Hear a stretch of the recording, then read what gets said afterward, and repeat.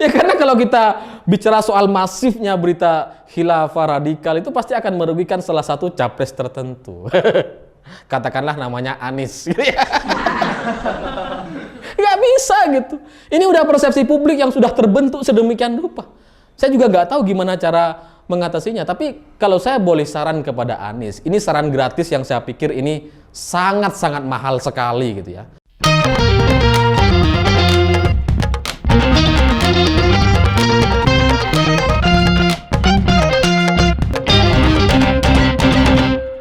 Selamat malam para mantan, selamat malam untuk semua mantan-mantan kalian yang karena lulus kuliah aja, lalu kemudian mereka ngerasa sukses luar biasa. Cerita-cerita semacam itu menurut saya jadi mirip sekali dengan cerita Anies Baswedan. Karena belakangan ini dia kemudian mengungkit lagi soal gelaran Formula E. Anies meminta maaf kepada semua orang yang dikecewakan karena Formula E selesai digelar. Anies meminta maaf kepada semua orang yang pesimis terhadap Formula E. Bahkan menurut Anies sebenarnya kita ingin membahagiakan semua orang, tapi pada akhirnya sebagian lagi harus kita kecewakan. Bagus ya narasinya, narasi dosen soalnya gitu. Tapi wajar aja kalau kemudian Anies ini masih mengungkit-ungkit lagi soal gelaran Formula E. Karena apa yang terjadi di Jakarta gitu ya, ini nggak sesuai ekspektasi. Yang katanya event internasional bisa mengangkat suara Anies. Ternyata nggak begitu-begitu fantastis. Formula E di Jakarta selesai digelar begitu aja. Kayak mobil lewat, celeng, hilang. Kayak para pebalap yang datang ke Indonesia, balapan, kencing, mandi, tidur, pulang habis itu. Gak ada dampak apa-apa kepada Anies. Gitu. Dan masyarakat juga gak ada yang bicarakan soal gelaran Formula E gitu. Yang muji-muji sukses ada sih sebagian, ya bazar-bazar balai kota lah. Tapi masyarakat sekitar yang benar-benar real, masyarakat Jakarta atau masyarakat Indonesia, mereka kayak gak ngerti tuh. Makanya kemudian yang harus mengklaim sukses, yang harus berbahagia ya Anies sendiri. Ini sekarang yang dia ungkit-ungkit gitu. Padahal sebelumnya Anies itu udah bikin puisi loh. Kita tetap akan berkarya meskipun dihalang-halangi.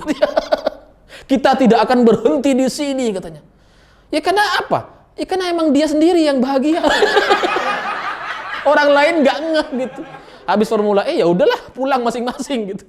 Lawang emang penontonnya penonton bayaran mayoritasnya. Yang tiketnya dikasih gratis gitu ya. Ya jadi nggak ada dampak kepada Aniesnya gitu. Kesan masyarakat tuh hampir nggak ada. Ini makanya kemudian Anies bicara lagi. Ya kan beda sama Pak Jokowi misalkan gitu ya. MotoGP selesai digelar ya udahlah. Pak Jokowi nggak perlu bikin puisi. Karena masyarakat membicarakan sampai hari ini masyarakat masih membicarakan MotoGP Mandalika. Formula E enggak gitu. Baru 10 hari orang udah lupa. Dan selain itu memang panggung politiknya Anies ini berkurang gitu. Karena pawainya nggak jadi, karena panitianya nggak siap gitu ya. Nggak ngerti panitianya ini gitu. Kemudian si Anies ini masih dikurangi sama Zulkifli Hasan yang juga ambil panggung di sana, borong 1 tribun katanya gitu ya. Ya nggak tahu lah borong beneran, bayar beneran atau enggak, nggak tahu kita. Pokoknya kata Zulkifli kita udah borong. Sahroni juga sama, ngambil panggungnya Anies sebenarnya. Udah gitu masih Jokowi datang ngasih piala, Puan Maharani ada di sebelah pebalap gitu. Itu kan jadi pembicaraan juga sehingga porsinya Anies ini berkurang luar biasa. Dan ini kalau disurvei gitu ya, satu Indonesia, keterkaitan antara Anies dan Formula E atau Sahroni dengan Formula E, kayaknya lebih kuat Sahroni dibanding Anies gitu. Makanya Anies sekarang ini mengklaim lagi sukses, ngeklaim lagi sukses. Tapi dengan cara minta maaf gitu. Ya ini adalah contoh-contoh orang-orang yang minta maaf dengan cara yang arogan dan sombong, meninggikan diri gitu ya. Padahal kalau Anies mau minta maaf sebenarnya bisa gitu. Minta maaflah kepada mayat-mayat yang diancam nggak disolatin. Kan ada tuh 2017 banyak gitu. Yang mayat memilih, yang orang memilih Ahok kalau meninggal gitu ya. Nggak diterima sama masjid. Minta maaflah kepada mereka. Kalau emang mau serius minta maaf gitu. Tapi kalau soal Formula E, kalau mau hanya sebatas Formula E, minta maaflah sama Sahroni yang udah dibikin sibuk gitu ya. Kemudian dibikin repot, Crazy Rich, minta-minta ke BUMN, ngemis-ngemis. Kasian, Crazy Rich loh padahal. Sampai borong tiket sendiri gitu. Minta maaf lah. Atau kalau mau minta maaf kepada masyarakat gitu ya, minta maaf kepada calo tiket. Karena baru ini yang namanya calo tiket jual rugi. Di mana-mana di seluruh dunia.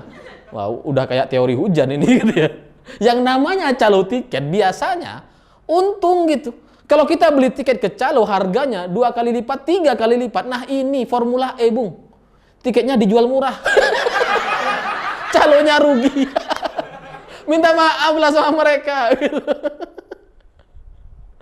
Ya tapi dari sini kita bisa melihat betapa sombong dan arogan karakter seorang Anies Baswedan, dan ini nggak mengagetkan bagi saya karena memang mirip-mirip lah seperti kelompok-kelompoknya Rizik dan kawan-kawan gitu, mirip. Orang-orang yang biasa hidup kepanasan, pakai daster putih gitu ya. Itu kan karena saking kepanasannya, makanya pakai daster kemana-mana. Biar angin masuk, seliu. Dan orang-orang ini emang cenderung arogan, sombong kayak gini gitu, penuh dendam. Mirip lah seperti pendukung-pendukungnya gitu ya. Pendukung-pendukung Anies kalau datang di video saya kan ngancam-ngancam. Awas kalau rezim ini berakhir, kamu akan tahu akibatnya. Ngancam-ngancam. Pendendam gitu. Sama seperti Aniesnya juga kayaknya gitu. Minta maaf kepada yang pesimis.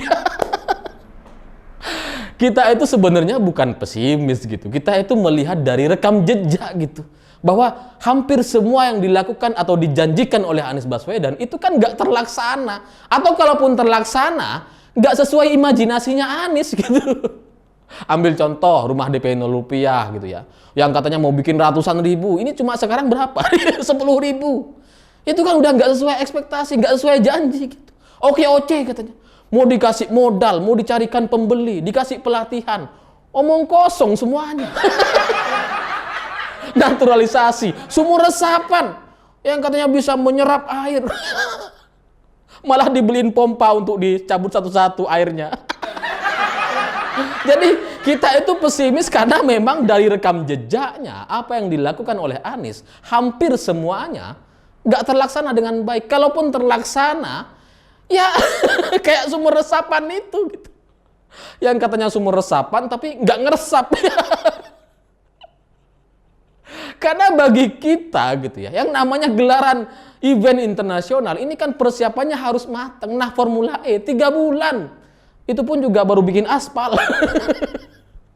Wong kita mau nikahan, persiapannya ya sekitar 3 bulan.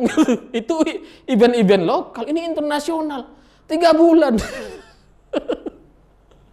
Jadi kalau menurut Anies orang lain yang mengkritik atau ngejekin Formula E itu dianggap pesimis gitu ya. Bagi saya Aniesnya sendiri itu nggak logis gitu. Karena mempersiapkan gelaran Formula E event internasional cuma 3 bulan. Itu malah dibangga-banggakan. Kita bikin persiapan singkat katanya. Dibangga-banggakan. Lawang itu adalah contoh kegagalan. Nggak boleh ada event internasional sesingkat itu. Ya tapi yang namanya Formula E dengan Anies ini kayaknya mirip-mirip gitu. Sepintas aja. Pokoknya habis, pokoknya terlaksana, udah gitu. Tapi itu kemudian disombong-sombongkan. Padahal itu kan kayak yang saya bilang tadi gitu. Kayak ada orang yang lulus kuliah, lulus aja. Habis kuliah mau ngapain, nggak tahu masih gitu. Jadi pengangguran itu. Nah mirip seperti sirkuit Formula E, nganggur.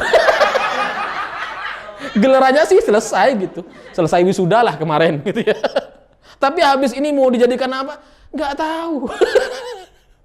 Karena sekarang faktanya atap-atap tribun, pedok, kemudian VIP room dan sebagainya itu udah diambil pulang sama panitia. Sama FIO. Ternyata itu punya FIO. Kita itu cuma punya aspal. Makanya kemudian mereka juga bingung habis ini mau ngadain gelaran apa. Kalau gelarannya sekelas nasional atau internasional, mereka harus modal lagi. Bikin pedok lagi, VIP room lagi. Harus bikin tempat pers gitu ya. Itu punya panitia itu. Habis semua sekarang. Ya duit lagi gitu. Nggak bisa kan mereka mau ngapa-ngapain habis ini. Lawang cuma punya aspal. Tapi itu disombongkan luar biasa. Sukses katanya. Padahal sponsor nggak ada yang masuk itu dari BUMN. Ya gimana ya, lawang persiapannya cuma sebentar, cuma 3 bulan. Tapi dari sini sebenarnya ada juga teman-teman yang nanya gitu. Ini Anies kenapa sih? Kok kayak gitu sih omongannya gitu. Katanya kan gubernur yang seiman, yang santun. Kok gitu sih bicaranya? Ya mungkin banyak orang yang nggak tahu gitu. Anies itu lebih nyinyir daripada Ahok sebenarnya gitu ya. Cuma Anies ini diem, dendam gitu. Mirip seperti pendukung-pendukungnya, dendam gitu. Dan ketika Anies sudah bicara seperti ini, itu biasanya dia itu panik gitu. Dan kalau kita lihat hari ini gitu, saya pelajari Anies ini kenapa kok tiba-tiba panik. Dari sekian banyak berita, dari sekian banyak lembaga survei yang dilaporkan, ternyata secara elektabilitas Anies ini stagnan, nggak naik-naik banget, bahkan sebagian lembaga survei memberitakan turun. Ini kayaknya yang membuat Anies itu panik gitu, karena ternyata balapan Formula E itu tidak sesuai ekspektasinya, yang katanya bisa menaikkan suara, menaikkan elektabilitas. Nggak ada. Makanya Anies kemudian bicara lagi soal Formula E dengan harapan gitu ya, elektabilitasnya hari ini, setelah ini bulan Juni depan itu bisa dilaporkan naik gitu. Karena kalau kita ngelihat soal Formula E ini gitu ya, kalau saya kaitkan dengan survei gitu ya, kita kan bisa lihat survei ini dilakukan pertengahan bulan Mei. Sekarang kan Juni gitu ya, laporannya hari ini. Nah, pertengahan bulan Mei ini itu kan seperti sudah ada kepastian bahwa Formula E akan digelar, dan 2 minggu sebelumnya akhir April itu Presiden Jokowi juga sudah datang ke sirkuit Formula E bersama Anies Baswedan gitu ya. Itu kan mestinya bisa menaikkan nama Anies, bisa menaikkan elektabilitas Anies gitu. Tapi ternyata di survei hari ini kalau kita lihat nggak ada tuh. Nggak ada dampaknya sama sekali. Dan lebih dari itu, hari ini soal gelaran Formula E ini seperti dilupakan begitu aja, karena ternyata itu ketutupan sama bendera HTI.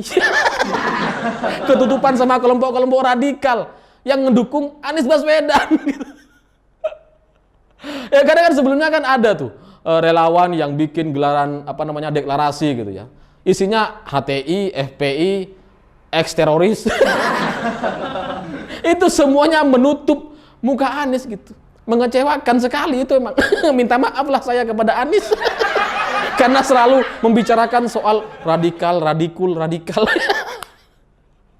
Ternyata itu membuat Anies panik gitu.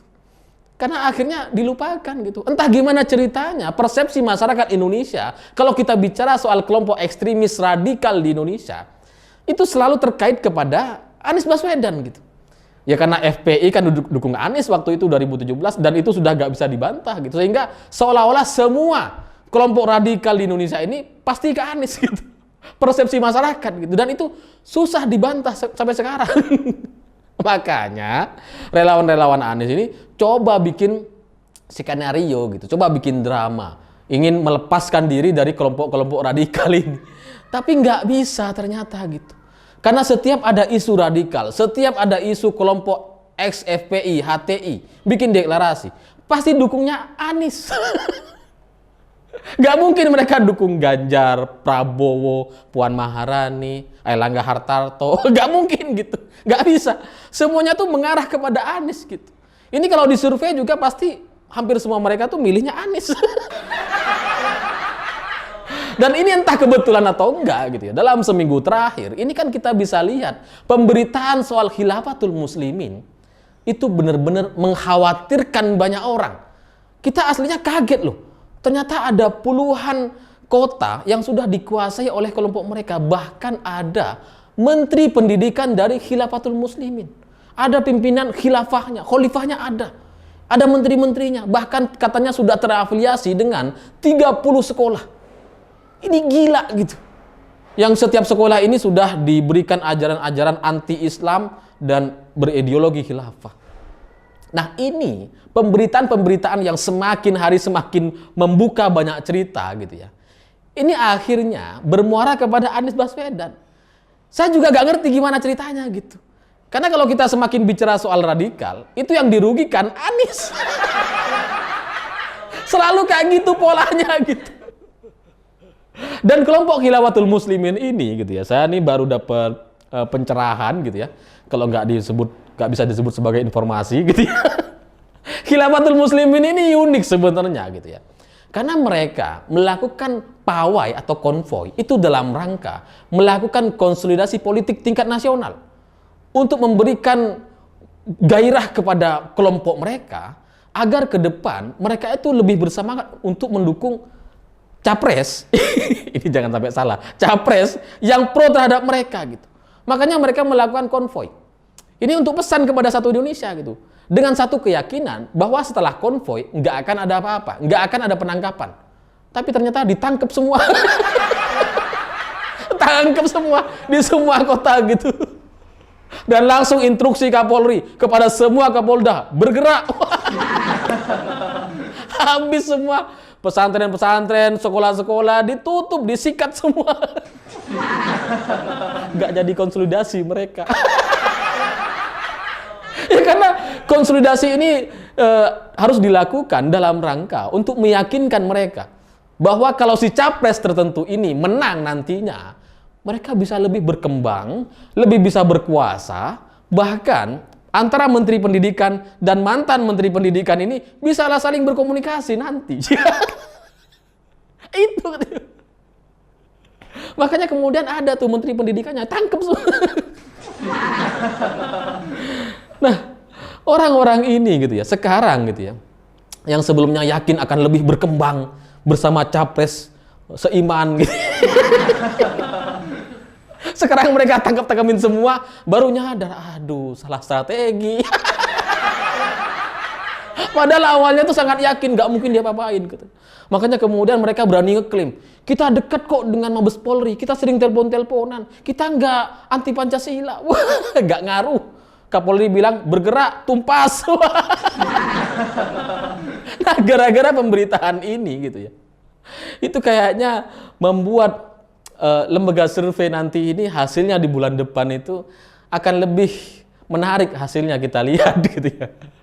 Ya karena kalau kita bicara soal masifnya berita khilafah radikal itu pasti akan merugikan salah satu capres tertentu. Katakanlah namanya Anies gitu ya. Nggak bisa gitu. Ini udah persepsi publik yang sudah terbentuk sedemikian rupa.